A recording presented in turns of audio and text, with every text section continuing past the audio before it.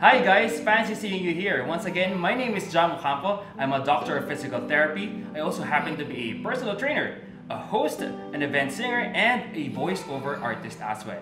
But that's not my purpose for today. My job right here is to review one of the newest and proudest products of McGym Classic Leather. Ngayon, if you're the type of person who loves unboxing stuff, then this is the perfect segment for you. Let's all find out. Yeah. So I have this cute packaging from McGym. I'm going to put this aside. Yeah. Let's all find out. Yeah. Wow. Nice. Checkbook wallet. Yan. The reason why checkbook kasi ito yung pinaglalagyan natin ng cheque. Thus the term checkbook. Yan. As you can see, I'm a fan of black. So kasi black, you can use it on all sorts of event, may it be formal, casual, or whatnot. Upon opening, okay. Nandito ngayon, the purpose of the wallet itself is to hold checks.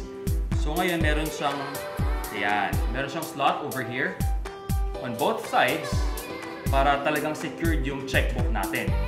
Makapal man o manipis, dito natin yung ilalagay. And of course, anong kapartner ng checkbook? Of course, pen. You can put your pen over here. There's a slot for pen. It's on the side.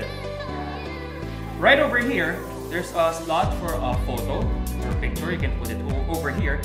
And if I am not mistaken, parang yung mga old designs ng wallets. The purpose of this, yung mga slots for the cards, especially yung mga cards right now, is very sensitive. So yung mga mag stripe niya dapat magkakahiwalay. So you have to put them separately. Kaya may mga ganyan slots for the cards. So talagang mama-maximize natin to. Especially kapag marami kang IDs, you have what else? Mga MRT cards or meron kang mga business cards and credit cards as well. Pwede nyo siyang ilagay dito sa harap. Other than that, yan, buksan natin dito. So meron pa siyang slot for bills. Yan. Oh, interesting. Ito, this is very Filipino tradition.